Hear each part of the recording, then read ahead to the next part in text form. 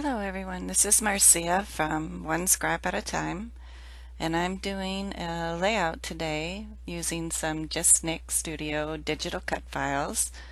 The new one for September was this autumn ring cut file that you can see that I cut out in the brown wood grain Simple Stories paper.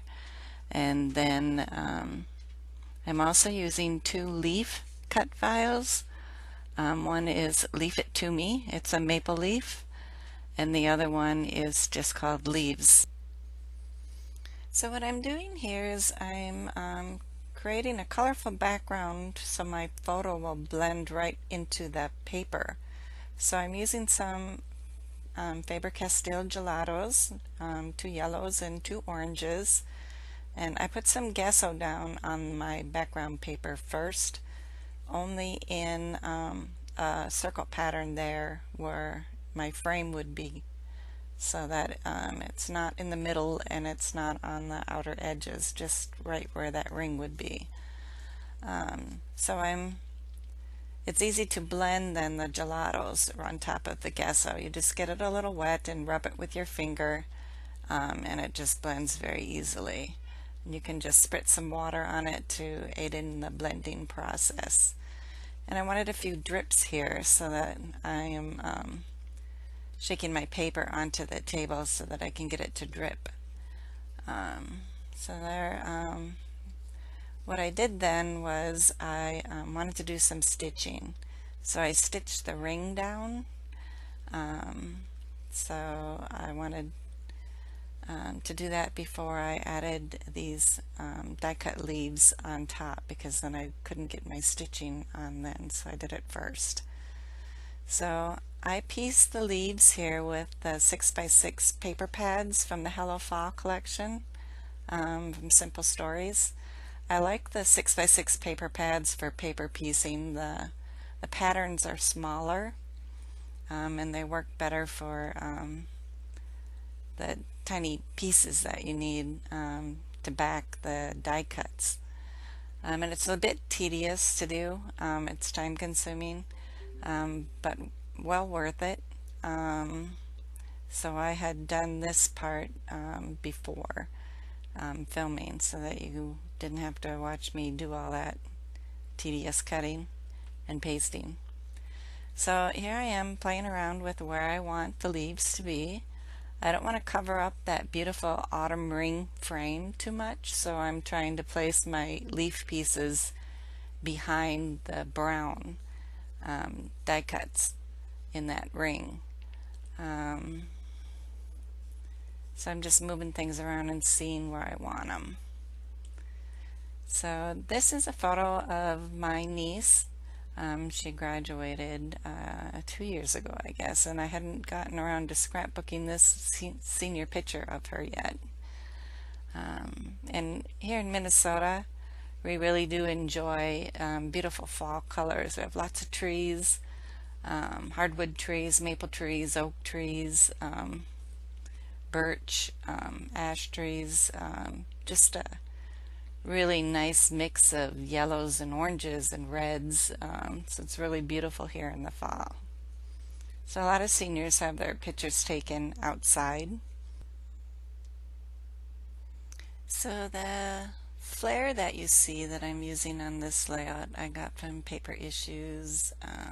Last year they were working with a flare for buttons, and they had this really beautiful fall set with this fox with eyeglasses, and the other one says lovely fall, and there are some other pieces in it that I just love. I had to have it. And they work well on here to make some focal points in my 3 clusters that I'm creating. So I'm just moving stuff around, seeing what I want, where I want it, with the cardstock stickers and the die cuts, the bits and pieces from the collection, just to see what I want to put where. I like using the cardstock stickers because they give you dimensions, so I'm trying to move things so that there's some dimension in each cluster and that I'm not using all the cardstock stickers in one place, and so we have a mix of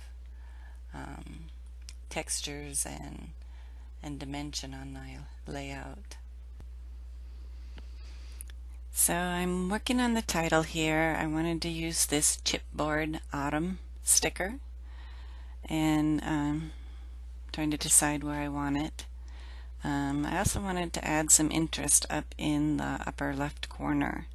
So I'm going to cut a tag here to put behind that die cut. And a square punch works really well for making a pennant on the end and just cutting that little end out so that you have the pointy tips. So I like to use a square punch for that. It works really well. So, and I like adding string, and here I'm using some DMC floss, and because it has 6 strands, I'm separating the strands out. So I'm using 2 strands together. So I'll split it out so that I have 2 strands out of the 6, and you kind of have to roll it when you do that so that it doesn't get knotted up. So then of course I have to pull up some of my embellishments and stick them back down with the string behind, but I really like the extra texture that it gives. So I'm going to do some string behind each of those 3 embellishment clusters. So I use a lot of DMC floss for this when I do it. I have a lot of colors of DMC floss, and the thread is thicker than my sewing thread would be, so it shows up a little better. So there we go. One more cluster left to do. There we go. So then I wanted to add some enamel dots. I'm going to use the green ones because I wanted to pull a little bit more green that was in the photo, and I didn't use any green gelatos at all, so I wanted to pull a little bit of green out and stick them on the layout.